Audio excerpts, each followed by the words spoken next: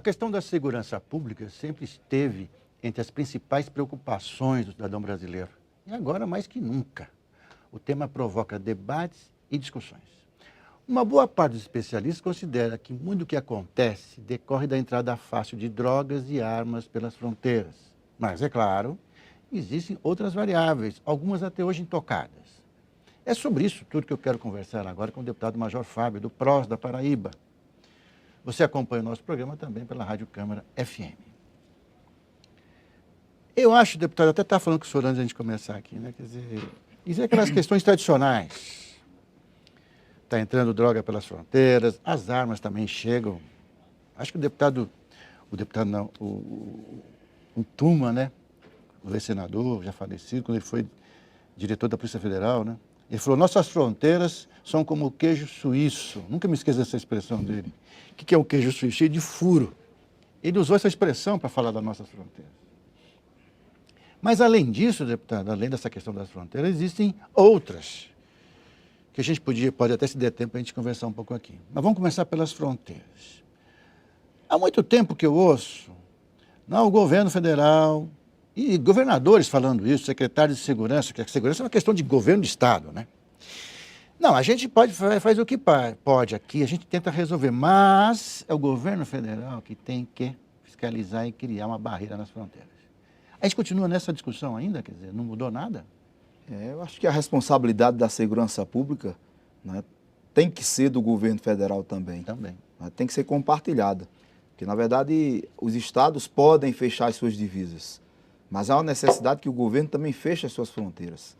Né? Só para a gente ter uma ideia como é que se trabalha a segurança pública no nosso país, está aberto um concurso para a Polícia Rodoviária Federal.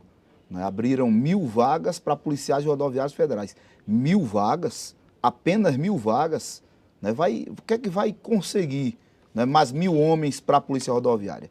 A gente passa pelos postos da Polícia Rodoviária, que são os responsáveis pela fiscalização, né, nas BRs, e a gente vê postos com um policial rodoviário federal, com 2 policiais rodoviários federais, com pessoas até que a gente imagina que já poderiam estar aposentados, mas que estão lá talvez por falta de efetivo. Então, eu acredito que, né, não se trata a segurança pública da forma que deve ser tratada. Né? Então, eu acredito que deve ser compartilhada essa responsabilidade. A gente vê a questão da PEC 300, que muita gente diz, mas policial, o problema não é o financeiro, não é o salário do policial. Para mim, eu acredito que sim. Eu acho que o homem só trabalha motivado, né? Só trabalha se ele tem um plano de carreira e remuneração, se ele tem um salário digno, porque nós sabemos que o policial ele vive no meio do tráfico de drogas, no meio da corrupção. Imaginem só, um policial do Rio de Janeiro ganhando R$ 1.500.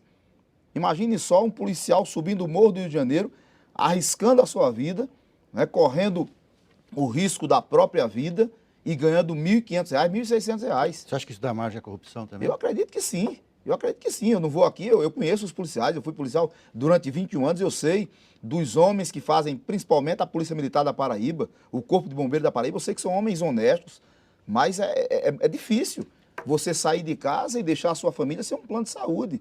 Você se acidentar na ocorrência e ter que ser levado, a gente fala com muito cuidado isso aí. Né? Porque, na verdade, o homem tem que ser honesto, independente das circunstâncias. Mas é bem provável que alguém que tem um salário digno, né, que tem uma condição financeira digna, ele vai ter mais, né, dificuldade em se corromper. Deixa eu te perguntar uma coisa, deputada, que me veio agora.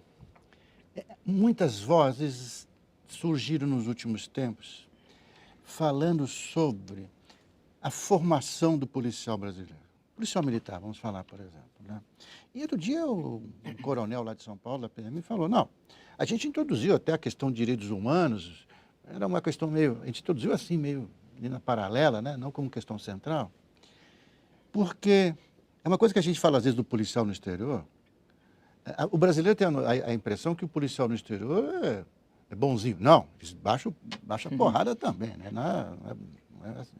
Mas tem uma coisa curiosa, que eu já vi assim, em algumas ocasiões, em manifestações, por exemplo, fica aquela garotada berrando na orelha de um policial e o cara está ali impassível. E fala, não, eles estão no papel deles, mas eu também não estou aqui para reagir como se fosse comigo. Eu estou representando aqui o Estado, etc. Né?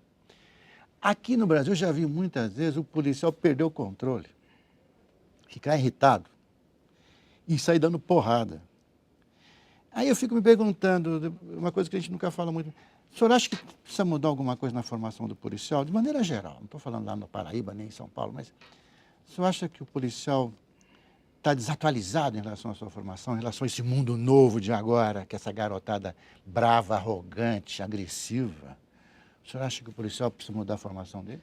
É difícil hoje nós encontrarmos um policial que não esteja cursando o terceiro grau, ou não esteja, já tenha completado o terceiro grau, sociólogos, professores, engenheiros, né? Não diz respeito à profissão que ele exerce, mas é dificilmente hoje nós encontramos um policial que não curse uma universidade particular, e às vezes federal, muitas vezes federal. O importante é que talvez os estudiosos da polícia não conseguiram transformar, mudar o modelo de polícia que nós temos no Brasil. Talvez seja. Na verdade, nós temos um modelo, a Polícia Militar. A Polícia Militar não investiga. A Polícia Militar faz a polícia preventiva, tudo bem. A Constituição diz que a Polícia Militar fica com a parte preventiva. Mas por que não a Polícia Militar também não investigar? Por que não a gente não discutirmos o ciclo completo de polícia? Por que não um policial militar que vai lá para um cadáver, alguém que morreu, ele não possa liberar aquele corpo? Tenha que esperar muitas vezes, né? Em alguns estados, o número de delegados é muito pequeno. Aí o policial militar vai lá, né, vai o soldado, vai o cabo, vai o sargento, vai o oficial e não pode liberar. Então, por que não nós discutirmos com velocidade, né? Hoje, o policial militar, em vários estados, quase todos os estados da federação, ele se rege por um código, um regulamento disciplinar que vem do Código Penal de 1940, né? Quando nós éramos para ter um código de ética adequado à Constituição de 1988. Né? Eu digo meu estado, sempre retrato meu estado, porque é onde eu servi durante 21 anos. Lá a gente ainda luta para que esse RDPM, esse regulamento disciplinar, ele possa ser adequado ainda à Constituição de 1988. Então, quando se reclama muito da polícia, do policial, mas a gente falta avançar. Né? Houve as conferências, aconteceram conferências aqui em Brasília, mas nada disso foi para a prática. Né? A gente discute o piso nacional dos policiais, o policial fica lá assistindo. Porque tanta dificuldade para aprovar um piso nacional para os policiais. Votamos aqui na Câmara o primeiro turno.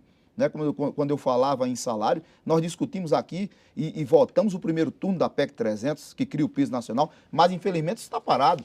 Então, se fala de segurança pública, se discute segurança pública, mas eu tenho até dito na tribuna, segurança pública agora não precisa mais ser discutida, precisa ser colocada em prática. A gente tem que partir para a ação, porque os nossos jovens estão sendo detonados pelas drogas, as armas estão circulando na frente da escola, na praça, não é? Então é muito difícil se fazer segurança pública, né? Lembrando Romeu Tuma, o grande delegado Romeu Tuma, né? Na verdade as nossas fronteiras estão abertas. Não adianta a gente tentar enxugar, né? O Brasil enquanto as torneiras estão abertas, está entrando drogas, está entrando armas. Então a gente fecha as fronteiras, os estados fecham suas divisas, pagando bem o policial, preparando bem o policial. Eu acho que nós temos que investir mais na segurança pública. Não é só para você ter uma ideia, eu retrato novamente meu estado. Meu estado se gasta mais com comunicação do que com segurança pública. Parece que a preocupação é passar, né, uma sensação de segurança e não se ter segurança. Então, acho que a preocupação maior de muitos governantes é essa. Então, a gente traz essa preocupação, porque, na verdade, eu acho que a gente tem que investir na segurança pública. A gente está acabando o programa. Mas eu queria fazer uma perguntinha rápida para o senhor. Deputado, o senhor é da área, o senhor é policial militar, deputado, agora. Me diz uma coisa, a violência é isso que se fala ou está se falando demais em violência? Ou seja, vou colocar de novo. A impressão de violência é maior que a violência ou não? Não, a violência é muito grande. Eu acho que o que se fala ainda é menor do que está acontecendo.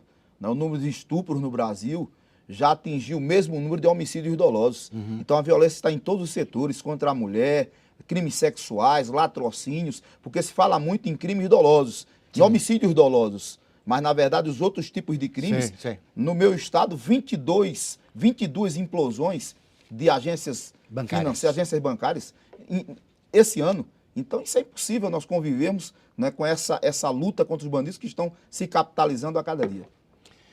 Deputado Major Fábio, muito obrigado pela sua vinda. Nós que agradecemos. Volto sempre a falar dessa questão, que é uma questão, digamos, essa questão de segurança pública é uma questão crucial no Brasil de hoje. Muito obrigado. Verdade. Muito obrigado.